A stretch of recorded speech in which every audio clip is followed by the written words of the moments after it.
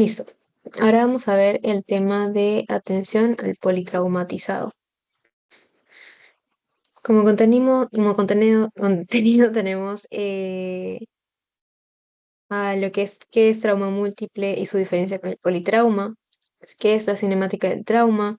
Vamos a hablar un poco sobre distribución trimodal, qué es la hora dorada, qué son los minutos platino, plan y zona segura, evaluación inicial, el famoso ABCDE, y las fases de atención del trauma, así brevemente. ¿Listo? Y como siempre, una pregunta del tema anterior, en este caso sería sobre heridas. Un trabajador de una fábrica llega a la clínica con una herida en el antebrazo. La lesión tiene bordes muy definidos y rectos y hay una mínima cantidad de daño en los tejidos circundantes.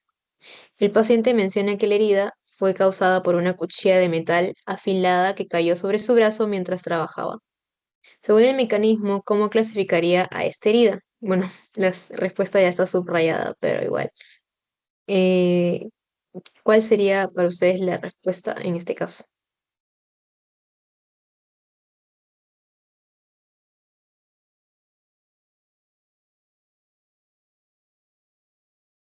¿Alguien que desee participar?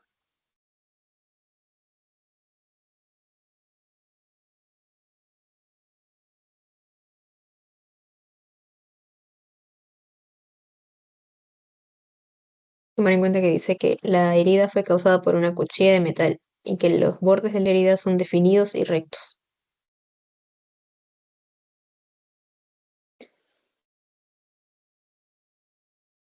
No podría ser punzante, ¿cierto? ¿No? Porque no nos está diciendo que ha sido por un clavo, por un objeto que tiene una punta que si le incrustas va a quedar solamente un huequito, digamos, ¿no? Por ejemplo. Contusa tampoco porque no ha sido causado por un objeto que no tiene filo. Erosiva tampoco porque no ha sido causada por una superficie áspera. Entonces, en este caso es cortante, ¿ok? Porque ha sido causada por una cuchilla de metal, que es un objeto cortante, valga la redundancia, y los bordes de la herida son definidos. Listo, no se olviden de las características de las heridas. Ahora sí con el tema de la clase. Tenemos que ver la diferencia entre trauma múltiple y politrauma para poder definir a los pacientes que son politraumatizados o un paciente que tiene un trauma múltiple. El primer caso, en el caso de trauma múltiple, su definición es que la variedad de lesiones traumáticas que presenta este paciente no van a afectar a su vida. ¿Listo? En cambio, en el politrauma, es un paciente que tiene traumas múltiples que van a afectar a su vida. ¿Listo? Esa es la diferencia entre politrauma y trauma múltiple. No son lo mismo, ¿ok? Son diferentes. Nosotros vamos a ver hoy día los pacientes que tienen traumas que afectan a la vitalidad del paciente. ¿Listo? ¿Qué es la cinemática del trauma? Bueno, en la física, la cinemática en sí, solamente esa palabra, es el estudio de movimientos de los cuerpos. Entonces, ¿qué vamos a nosotros evaluar en la cinemática, pero de trauma? ¿Cómo ha sucedido el evento y qué lesiones ha podido provocar en el impacto? Vamos a estudiar cómo, por ejemplo, este carro cuando ha chocado ha causado esta lesión, esta lesión, esta lesión, etcétera. Tenemos que observar nosotros y anatómicamente analizar qué zona ha sido la lesionada en el accidente. ¿Listo? Por eso en la cinemática del trauma, la observación y el análisis son fundamentales. ¿Listo? Uy.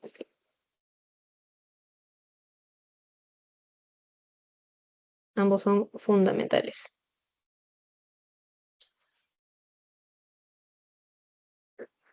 Antes que de continuar, bueno, pues el politrauma o los politraumatizados es una causa de muerte bastante alta en general en el mundo, aproximadamente, si no me equivoco, el 20% de muertes.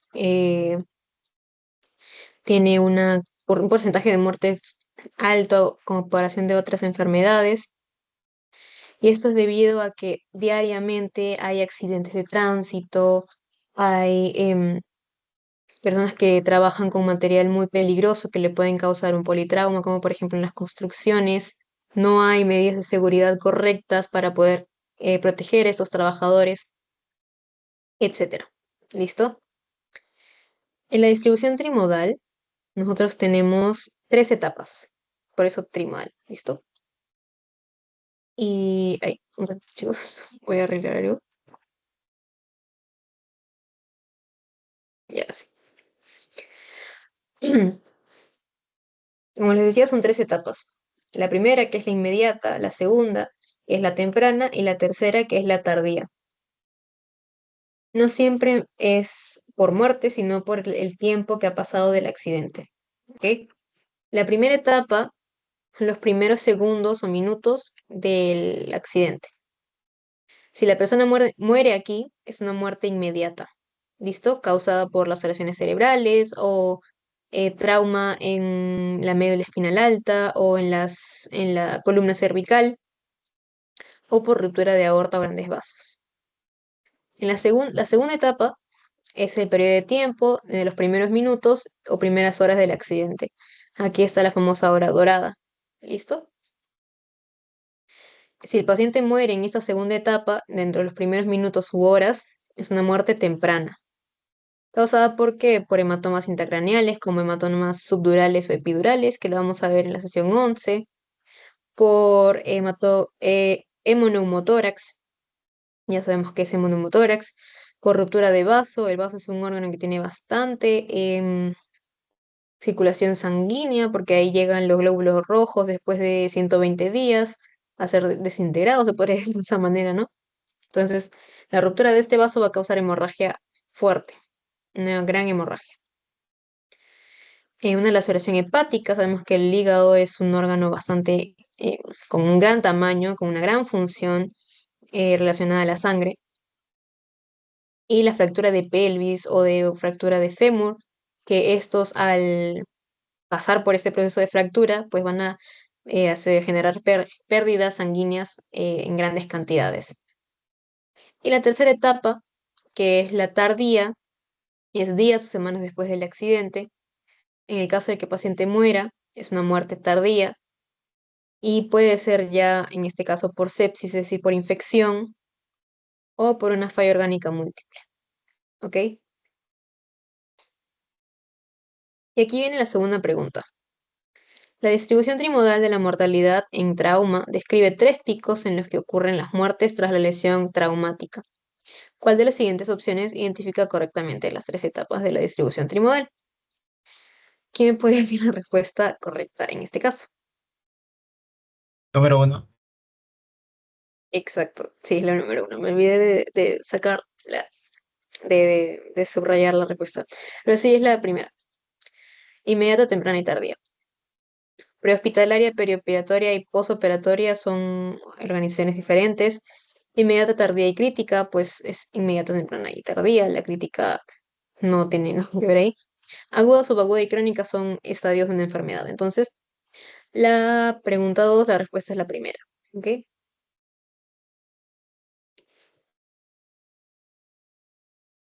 Ahora, factores de morbimortalidad que van eh, digamos, de los cuales van a depender de cómo ese paciente conlleve esta recuperación o cómo ese se va a comportar al trauma que ha sufrido. ¿Ok? ¿Cómo sucede el traumatismo? Por eso tenemos que estudiar la cinemática del trauma, qué ha causado el accidente, cómo fue, em, digamos, ¿no? ¿Cómo fue, por ejemplo? No sé qué más decir. Características del paciente, la edad que tiene, cómo es físicamente, qué enfermedades ha tenido, qué enfermedades tiene, perdón, etcétera. Tiempo entre el traumatismo y la atención médica, qué tanto se ha demorado la ambulancia en llegar al lugar o qué tanto se ha demorado el paramédico en ayudar a este paciente, en tratarlo en el área, en la zona de lo que ocurrió. Y eso nos va a determinar que al final una lesión que tal vez uno pensaba que no lo pudo haber matado, pues termina matando a este paciente, ¿no? Y la calidad y efectividad siempre tiene que ser un personal equipado, profesional, con los equipos necesarios y que sean de gran calidad para que este paciente pueda tener una recuperación correcta. ¿Listo? Ahora sí. La hora dorada es un intervalo de tiempo en el que va a ser fundamental cómo el paramédico, o bueno, en este caso nosotros, tratamos a este paciente y cómo este va a afectar en su repercusión en la recuperación. ¿Listo? Tenemos que reconocer todas las áreas lesionadas con las mayores áreas lesionadas. Identificar también la mayor amenaza vital, porque puede que nosotros veamos una fractura súper dramática, una fractura expuesta en la que veamos el hueso afuera del cuerpo, pero puede que eso no esté matando al paciente, sino esté matando al paciente de repente un hemoneumotórax masivo, y eso puede ser la mayor amenaza vital, ¿no? Por eso siempre tenemos que identificar y contar y reconocer las áreas lesionadas, controlar las lesiones y trasladar rápidamente al paciente. No podemos atenderlo todo el momento en el lugar del accidente, sino también tenemos que llevarlo al hospital para que lo puedan atender con más equipos.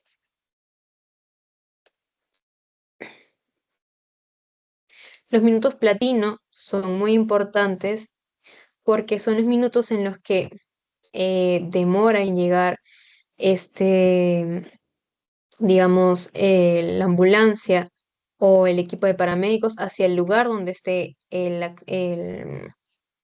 politraumatizado. Eso va a ser bastante, o sea, va a influir mucho en la recuperación del paciente porque nosotros tal vez estemos solos, no hay ambulancia y tenemos que, con lo que nosotros sabemos, ayudar a este paciente. Y si se demora mucho la ambulancia y de repente nosotros no sabemos cómo tenemos que sobrellevar esa situación, eh, y llega muy tarde la ambulancia y este paciente lamentablemente muere, pues es por el tiempo en el que se ha demorado en llegar la ayuda médica. Y esos son los minutos platino. Ahora, para poder tratar a un paciente politraumatizado hay que tener un plan que es siempre detectar y corregir las condiciones que pongan en peligro la vida. Como les decía, la lesión más obvia no es necesariamente la que va a matar al paciente, ¿ok? Y como veíamos en RCP, en el tema de RCP, siempre hay que verificar la zona segura, porque nosotros no podemos volvernos un paciente más en la escena, ¿ok? Tenemos que activar el sistema de alerta, como vemos ahí los números, como ya les había mencionado también antes en unas clases, por violencia familiar, el policía, los bomberos, em, salud, al MINSA, ¿ok? Y ahora sí, vamos con la evaluación inicial. Hay cuatro pasos más importantes en la evaluación inicial, que son la preparación, el triaje, la revisión primaria y la reanimación. En la preparación vamos a ver fase prehospitalaria e intrahospitalaria. En triaje vamos a ver cómo se da, si es que es en emergencia o en un desastre, porque es diferente. La revisión primaria, vamos a ver el A, B, C, D, E. Y en el caso de reanimación, pues ya hemos visto RCP, así que no hay necesidad de verlo de nuevo. En el caso de que haya un paro cardiorrespiratorio, pues reanimación es con RCP. ¿Listo? Vamos a ver preparación y triaje. Preparación. En la fase prehospitalaria, nosotros tenemos que hacer técnicamente el ABCDE y el transporte del paciente. Tiene que haber un control de la vía aérea, tenemos que ir sabiendo que tenemos que hacer controlación de la vía aérea, control de hemorragias, la inmovilización del paciente y el transporte. ¿Ok? Y en la fase intrahospitalaria, los demás médicos que estén en el hospital, redundancia, tienen que estar con la cantidad de personas necesarias para poder abarcar a este paciente, con el personal necesitado y con las salas de operaciones disponibles. No podemos llegar a un hospital con un paciente que necesita urgente una cirugía y no se puede dar porque no hay sala de operaciones. ¿Ok? Por eso tiene que haber una preparación tanto pre como intrahospitalaria para poder tratar al paciente. El triaje, ya lo habíamos visto, es la selección de pacientes según sus necesidades terapéuticas. En el caso de los desastres y en el caso de las emergencias masivas, la selección va a ser diferente. Si nosotros estamos frente a un desastre, como lo puede ser luego de un terremoto, luego de un maremoto, luego de una explosión, luego de un incendio masivo, etcétera, siempre se tienen que atender a los pacientes con mayor probabilidad de vida. Bueno, la prioridad es los pacientes que tienen mayor probabilidad de vida. Tratar a todos, ¿sí? Pero se prioriza a los pacientes que tienen mayor probabilidad de vitalidad. Y en una emergencia masiva o una emergencia, por ejemplo, un accidente múltiple, un choque múltiple, perdón, se atiende a los pacientes con mayor probabilidad de muerte. ¿Listo? Es salvar a las personas que tienen con más, ¿cómo se puede decir? Con más afecciones de vida, no, con más, ¿cómo se dice? Ah, ya, con lesiones que son eh, más letales, ¿ok? Ahora sí, revisión primaria. El A, B, C, D, E. En la A se va a ver el manejo de vía aérea y control de columna cervical. En la letra B va a ser ventilación y buena oxigenación. En la letra C va a ser circulación y control de hemorragias. En la letra D, déficit neurológico. Y en la letra E, exposición y control de hipotermia. Todo esto en el orden en el que lo ven, desde la A hasta la E. ¿Ok? Vamos a ir letra por letra. ¿Listo? La A de airway en inglés, como les decía, es el manejo de vía aérea y control de columna cervical. Vamos a ver la permeabilidad de la vía aérea. Tiene que estar accesible, ¿ok? No puede estar obstruida porque si no la ventilación no va a poder servir, entonces no vamos a poder ayudar a este paciente a tener una buena respiración, una correcta respiración. Habíamos visto en el tema de asfixia cómo son ¿cómo se dice? Los mecanismos para poder permeabilizar la vía aérea, como son la maniobra frente-mentón y la tracción mandibular. La maniobra frente-mentón es, como lo dice su nombre, poner una mano en la parte de la frente del paciente, cubriendo casi toda la extensión de la frente, y con los dos dedos de la otra mano elevar la cabeza, se podría decir, hacia atrás, hacia arriba y hacia atrás, como lo ven en la imagen. Pero esto se realiza más que nada cuando no hay sospecha de ruptura cervical, pero en un politrauma siempre tenemos que sospechar de una ruptura o una fractura de columna cervical. Por lo tanto, tenemos que utilizar la maniobra de tracción mandibular, que es más que nada con 4 dedos de nuestra mano, excepto el pulgar, colocarlos debajo de la mandíbula, debajo sí, de la mandíbula, y elevar lentamente y mantener elevada la cabeza del paciente. Es un movimiento menos brusco que la maniobra frente-mentón, que es un poco más em, rápida y en el caso de que haya una sospecha de ruptura de columna cervical, puede dañar más la lesión. Entonces, este es en el caso de sospecha de fractura de columna cervical.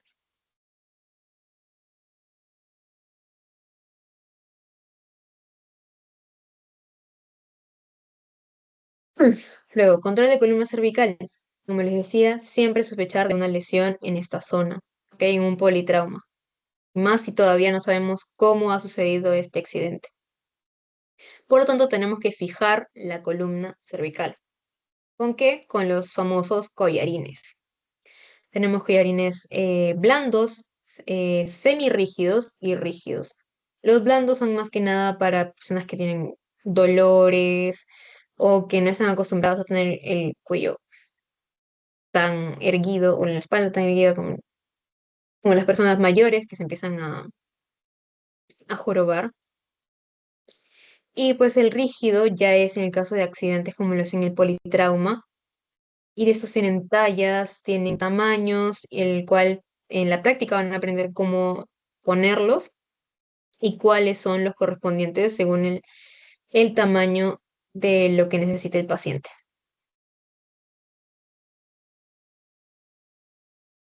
La B de breathing o ventilación y buena oxigenación, en la parte de ventilación vamos a considerar el BES. Ok, aquí lo tenemos, ya lo habíamos visto también. El BES, ver, escuchar y sentir. Nosotros tenemos que ver cómo está moviéndose ese tórax del paciente, tenemos que escuchar cómo está respirando, si tiene sonidos respiratorios raros o si hay ausencia de sonidos respiratorios y sentir si es que hay una expulsión de aire también. Tenemos que asistir al paciente si es que no está ventilando o tiene bradipnia, es decir, una frecuencia respiratoria baja, o taquipnia superficial. Para la ventilación tenemos que hacer estos cuatro pasos de inspección, auscultación, percusión y palpación. La inspección, vamos a ver si es que la frecuencia respiratoria está elevada, está baja, cómo está la profundidad del tórax, la simetría, la amplitud, para poder determinar si es que de repente este paciente tiene un hemotórax, un neumotórax o un hemoneumotórax. La auscultación, para poder saber si es que hay ausencia o presencia de ruidos respiratorios. La percusión, para saber, como les decíamos, si tenemos un hemo o neumotórax. La sonoridad nos va a decir que puede que haya un neumotórax. Y el mate, el sonido mate, nos va a indicar que puede que haya un hemotórax. Y la palpación, pues vamos a ver si es que de repente hay aire más que nada en los tejidos subcutáneos en lugar de la cavidad pleural, como lo habíamos visto, y eso se va a notar como un efisema cutáneo. Y eso más que nada, esos cuatro ítems los van a aprender más en semiología. Bueno, lo vamos a aprender más en semiología, porque tampoco llegaba ahí, pero es importante que lo vayan aprendiendo.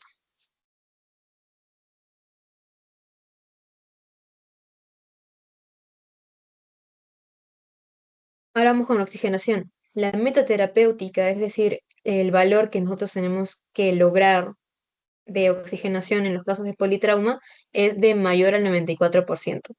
Sé que la oxigenación normal de una persona que no está teniendo una afectación de su vida es de más de 96, pero en el caso de la metaterapéutica, como les digo, en los pacientes politraumatizados, es la saturación de oxígeno de más del 94%. Estos cuatro mecanismos que vemos ya lo habíamos visto en la clase de RCP, de asfixia también. La respiración, ventilación boca a boca. Obviamente no tenemos que pasar todo nuestro aire, inhalar y pasarle todo, no, sino es que al final de nuestra respiración, bueno, de nuestra ventilación normal, expiramos lo que nos queda dentro de nosotros, el aire que nos queda dentro. No expirar todo con fuerza, porque vamos a ir en contra de la presión de los pulmones.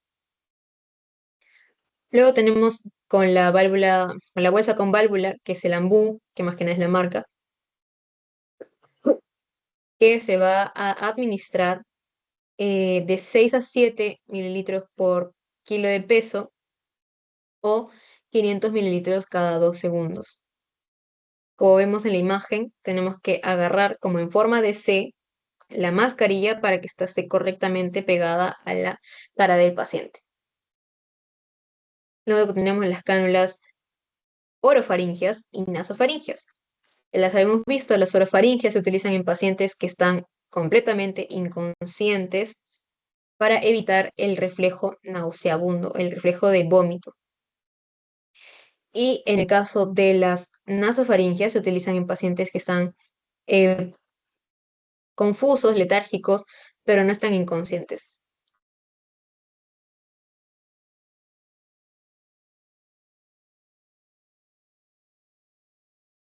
Como les decía, en la parte de vía aérea, su permeabilidad no siempre va a asegurar una correcta ventilación. ¿Por qué? Porque puede existir un hemotórax o un hemoneumotórax, un tórax inestable, varias lesiones que pueden afectar a la ventilación y de cómo este paciente esté respirando, ¿ok? Y que esté desobstruida la vía aérea no siempre va a garantizar que este paciente está recibiendo el suficiente oxígeno para poder permeabilizar los tejidos. En este lado tenemos un hemotórax y de este lado tenemos un neumotórax. Atención, es decir, un neumotórax cerrado. Vamos a tomar estos dos en cuenta porque son los que mayormente se ven en un politrauma. ¿Y cómo vamos a poder, digamos, retroceder no se dice, a poder em, drenar este aire, esta sangre, para que el paciente pueda tener una correcta ventilación? En el caso del neumotórax, atención, en la imagen, tenemos a la esclavícula, ¿ok? Hay un reparo anatómico muy importante que es la línea media clavicular, que como vemos aquí es esta de aquí. Desde ese punto hasta el segundo espacio intercostal, vamos a contar las costillas, esta es la primera, la segunda y la tercera. Por arriba de la tercera costilla está el segundo espacio intercostal. Ahí, desde la línea media clavicular hasta el segundo espacio intercostal, vamos a colocar una aguja en 90 grados para poder sacar el aire que está causando este neumotórax. ¿Ok? Y en el caso del hemotórax, este es en el caso del neumo. Y en el caso del hemotórax, ya no vamos a tomar en cuenta esta referencia anatómica de la línea media clavicular, sino de la línea media axilar, que desde el centro de la axila hacia abajo va a ser la línea media axilar. Listo, esa. Y en este caso ya no va a ser el segundo espacio intercostal, sino el quinto espacio. Cuarta, quinta y sexta costilla. Por arriba de la sexta costilla está el quinto espacio intercostal. Ahí vamos a introducir un tubo de drenaje para poder sacar la sangre que está causando este hemotórax.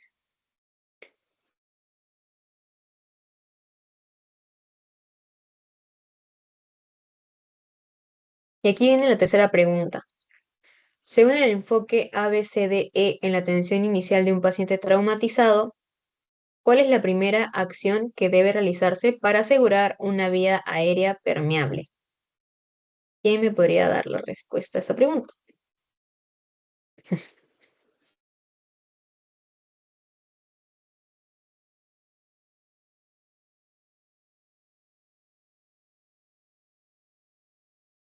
Verificar si el paciente responde y si tiene una vía aérea despejada. Exacto. Gracias, sí, esa es la respuesta. Vamos a ver las demás opciones.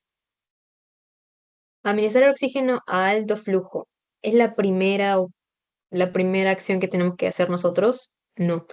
Es primero tenemos que nosotros verificar si es que la vía aérea no está obstruida. ¿Ok? Controlar hemorragias externas. En este caso no tiene que ver mucho con la vía aérea, la permeabilidad de la vía aérea, a menos que haya una hemorragia que comprometa la vía aérea. Iniciar compresiones torácicas tampoco, porque no estamos hablando sobre un paro cardiorrespiratorio. Bueno, en el caso de que sí haya, pues, ¿no? Después, pero no es el primer paso. Incluso para las compresiones torácicas hay pasos anteriores que tenemos que seguir. Y verificar si el paciente responde y tiene la vía aérea despejada es la respuesta correcta. ¿Ok? Siempre tenemos que ver el primer paso, como les digo, es la A, verificar la permeabilidad de la vía aérea. Ahora sí vamos con la C, que es de circulation, y va a hablar sobre la circulación y control de hemorragias. En el caso de circulación, vamos a tener 4 ítems que tenemos que tomar en cuenta, que son el estado de conciencia, el pulso, llenado capilar y el color de la piel. ¿Por qué el estado de conciencia? En cada segundo que nuestro corazón late, el 20% de la sangre que es enviada al organismo se va al cerebro. Entonces, si hay una hemorragia, el paciente, uno de los primeros signos que va a mostrar es un estado de conciencia bajo, o podría decir o confuso, letárgico, somnoliento, hasta podría llegar a coma. ¿Listo? El pulso, en el caso de una hemorragia, va a ser taquicárdico porque el corazón va a tratar de suplir enviando más sangre a los tejidos periféricos para que estos no se queden sin oxigenación, sin perfusión sanguínea, ¿no? Entonces va a haber un pulso taquicárdico, pero este va a ser débil ya que se está perdiendo sangre. Entonces, si se está perdiendo sangre, ¿qué sangre va a regresar para ser regenerada, etcétera, ¿no? Entonces va a haber menos fuerza en los vasos sanguíneos, por lo tanto se va a sentir un pulso taquicárdico, pero débil. El llenado capilar pues nos va a ayudar a ver si es que la sangre está llegando correctamente a los tejidos más lejanos del corazón. Y el color de la piel, pues si la persona está pálida, incluso está cianótica, nos puede decir que está está perdiendo mucha sangre. ¿Ok? Sobre presión arterial, nosotros no podemos tomar la presión arterial en el caso de atención a un politraumatizado porque nosotros ya vimos cómo tomar la presión arterial, tenemos que ponernos el estetoscopio, poner el esfingomanómetro, tomar la presión, escuchar los ruidos de Korotkov, con toda la bulla de la calle, la gente desesperada, no vamos a poder nunca tomar correctamente la presión arterial. Entonces, hay relaciones que nosotros podemos tomar en cuenta si es que queremos la presión arterial del paciente. Si nosotros podemos palpar el pulso carotidio, que ya lo vimos también en pulso, cómo palpar el pulso carotidio, nos va a indicar, nos va a dar una referencia de que la presión arterial sistólica está mayor a 60 milímetros de mercurio. ¿Ok? Es un indicador de referencia. Si nosotros podemos palpar el pulso femoral, nos va a indicar que la presión arterial sistólica está mayor a 70 milímetros de mercurio. Nosotros podemos palpar el pulso radial, nos va a dar una indicación, una referencia de que la presión arterial sistólica está en 80 milímetros de mercurio. ¿Listo? Como les digo, esas son medidas de referencia, porque no debemos tomar la presión arterial si es que ese paciente politraumatizado está grave. Y ahora sí, en pérdidas sanguíneas, si es que hay fracturas de estos huesos, pueden haber hemorragias masivas. Si hay una fractura de tibia y húmero, se puede perder aproximadamente 750 centímetros cúbicos o mililitros de sangre. En el caso del fémur, si es que hay una fractura de fémur, se puede perder hasta 1,5 litros de sangre o 1.500 centímetros cúbicos. Y en el caso de la pelvis, se puede perder de 1.500 a 3.000 mililitros centímetros cúbicos o de 1,5 a 3 litros de sangre. ¿Ok? Eso hay que tener muy en cuenta. Y ahora sí, vamos con el control de hemorragias, que en sí es un tema aparte también. En la siguiente clase vamos a ver hemorragias, pero como una introducción a la clase que sigue en la próxima semana, vamos a ver esta parte. Siempre que tenemos que hacer como primer paso una presión local, ¿ok? No podemos realizar los famosos torniquetes porque el torniquete, si nosotros lo tomamos como primera opción para el control de hemorragias, podemos causar algo llamado como el síndrome compartimental. El síndrome compartimental lo que va a causar es que nosotros, al poner el torniquete en una zona en la que podríamos haber hecho una presión local, es que las áreas que estén después de ese torniquete no van a llegar a tener la circulación sanguínea correcta, por lo tanto se van a al final terminar necrosando y puede que este paciente pierda esa parte de la extremidad a la que se haya colocado el torniquete.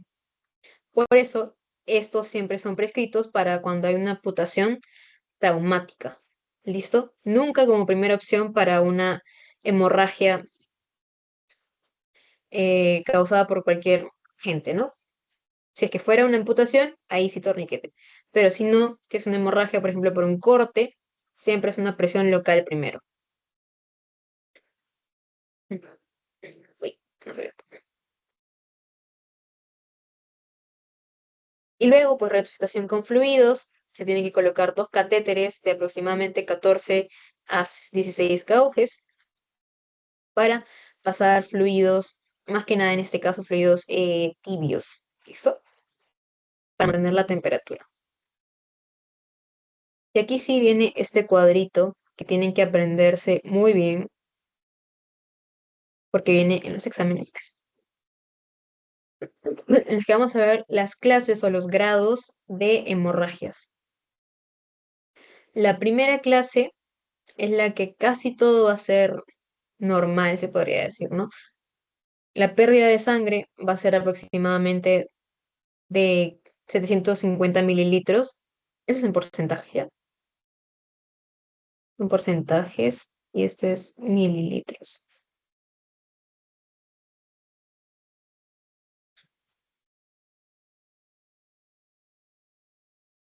Pues ya estamos en la primera clase, entonces va a haber una pérdida de menos del 15% del volumen de sangre.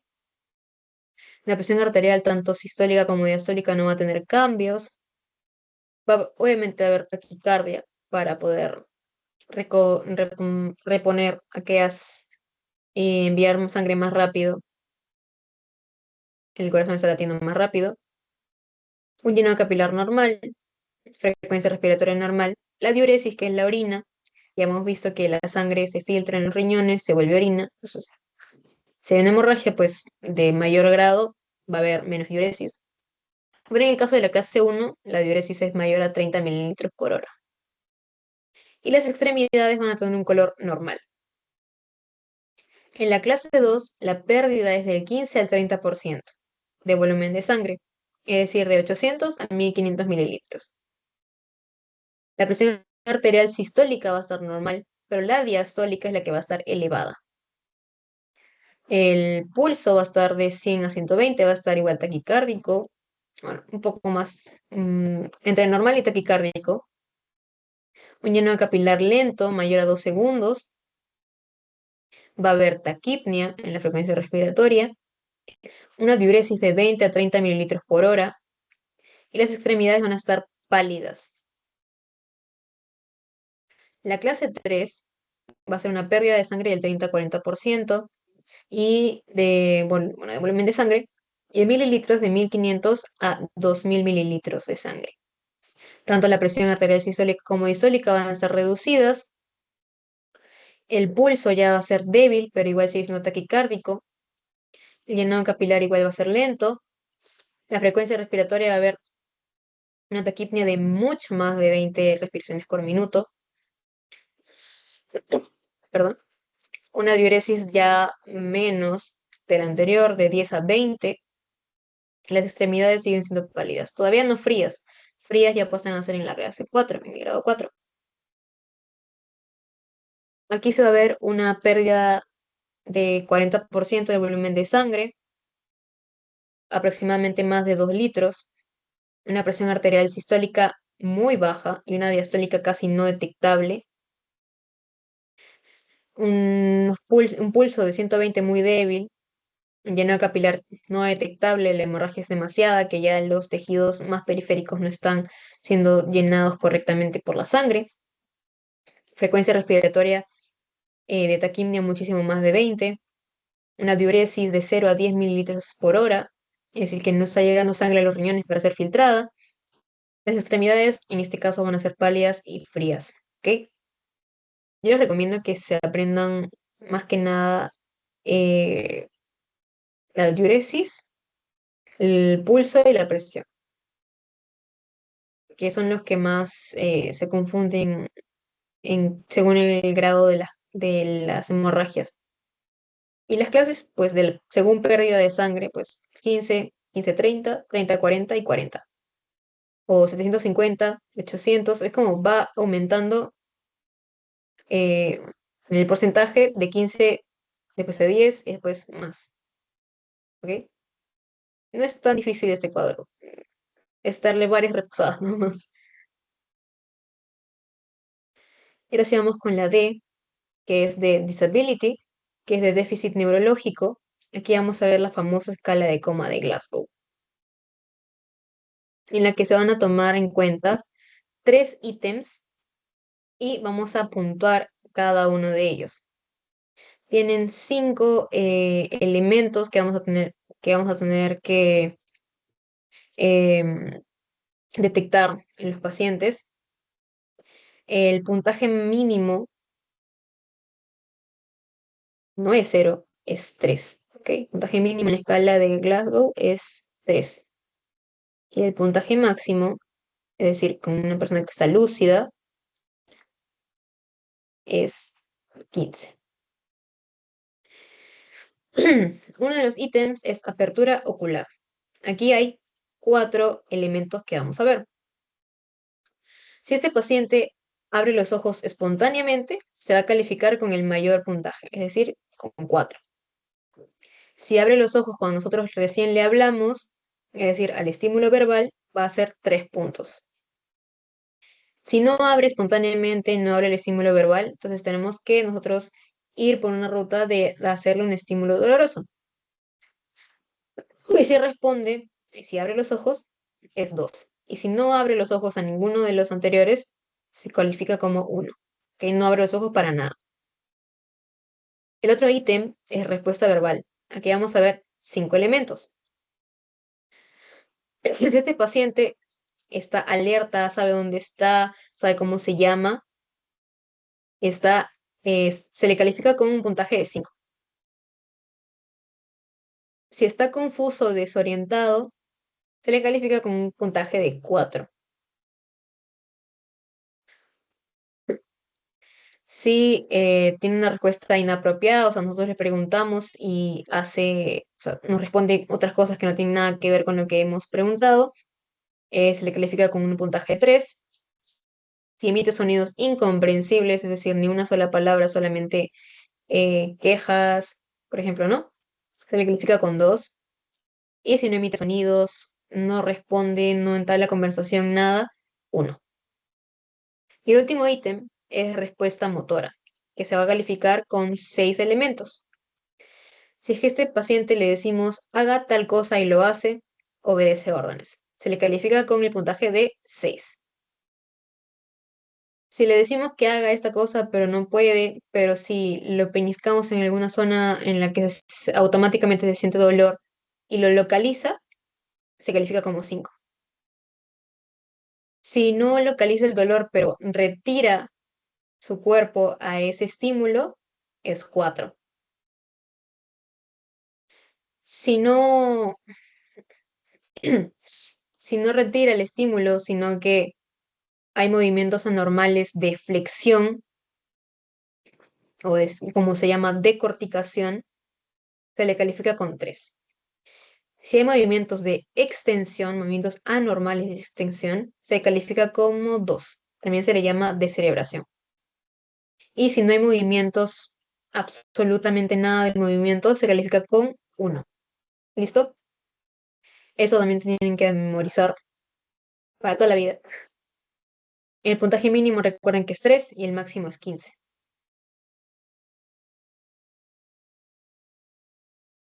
Y ahora seguimos con la pregunta 4.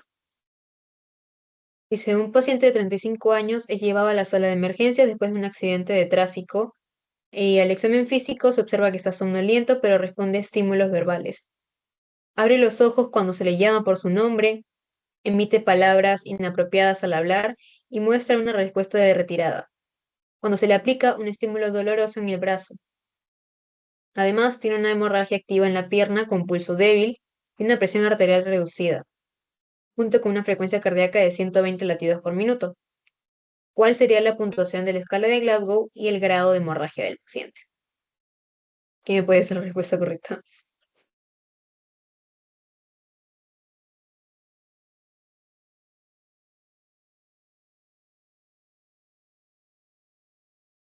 ¿Alguien sabe, chicos?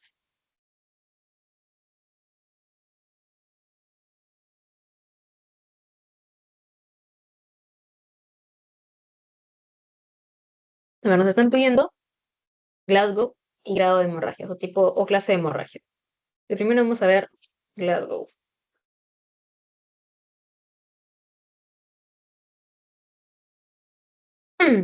Nos dice que abre los ojos cuando se le llama. Al estímulo verbal, ¿cuál era? Era 3 puntos. Más. En respuesta verbal, emite palabras inapropiadas. O sea, respuesta inapropiada. También se le califica como 3. ¿Ok?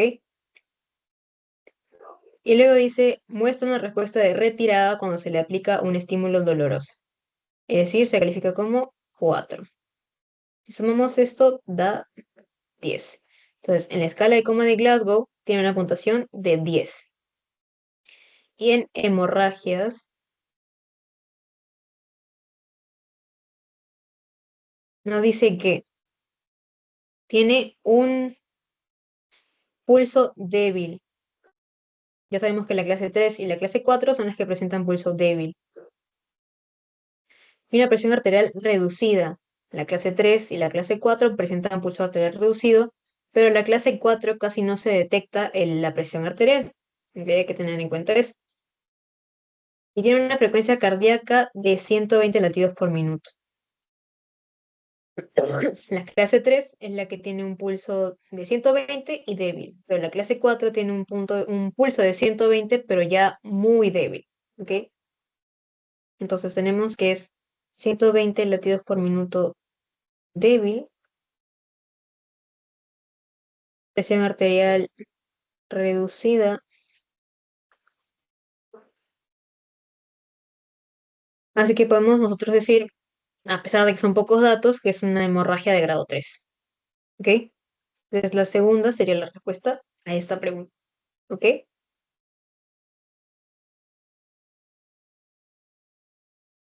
Y ahora sí vamos con la última letra, que es la E de exposure,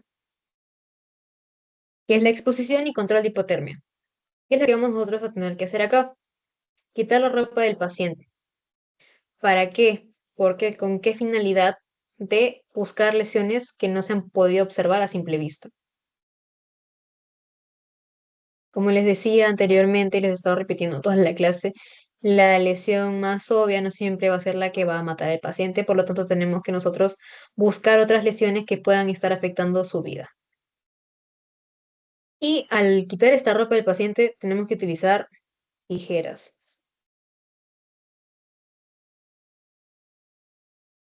Jamás traccionen la ropa, nunca la rompan, nunca la jalen, porque esto puede causar movimientos bruscos que puede empeorar la situación de la lesión.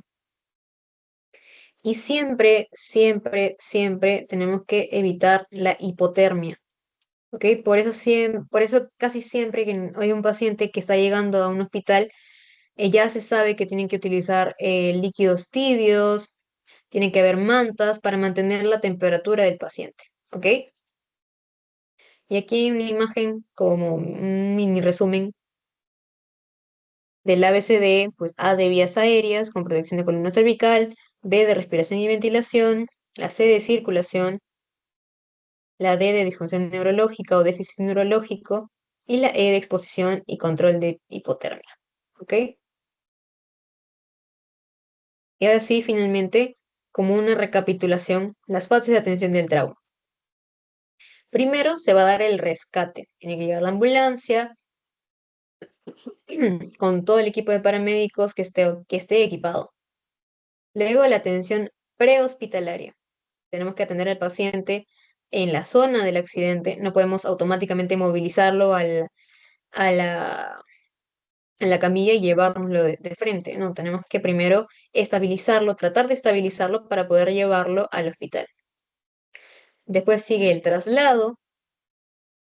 En la cuarta fase viene la atención intrahospitalaria, que se vuelven a hacer los mismos pasos que hemos hecho nosotros del ABCDE, pero con un poquito más de detenimiento para ver si es que de repente a los paramédicos se les ha escapado una lesión o si es que ellos han podido verificar otro signo, otro síntoma, otra, no se podría decir.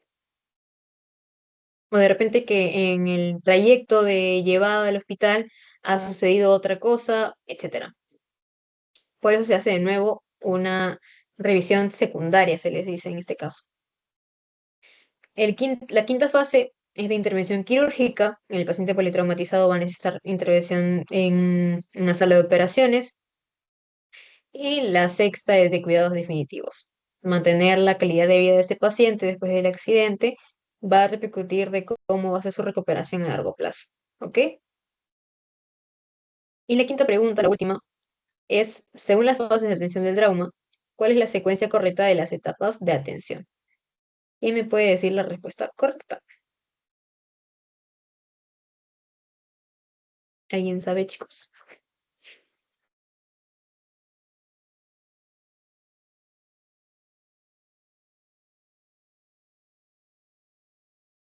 El número 3. Sí, me había olvidado de sacar el subrayado. Bueno, sí, es la 3. Vamos a ver por qué no son las demás, porque se repite a veces lo mismo, pero hay siempre un ítem que está incorrecto. Rescate está correcto. Traslado, ya acá no viene traslado. Atención prehospitalaria no empieza y traslado tampoco empieza. Primero es siempre rescate, atención prehospitalaria, el traslado, la atención intrahospitalaria, como les decía, la revisión secundaria y la intervención quirúrgica y al final los cuidados definitivos. ¿Ok? Listo, chicos. Eso ha sido la clase de la sesión 8. Ahorita les voy a pasar el post-test.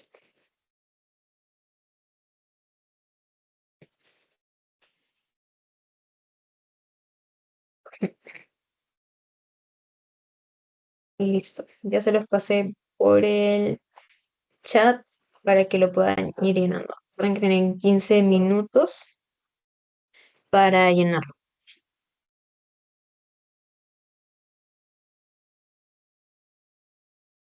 mientras yo voy llenando sus notas.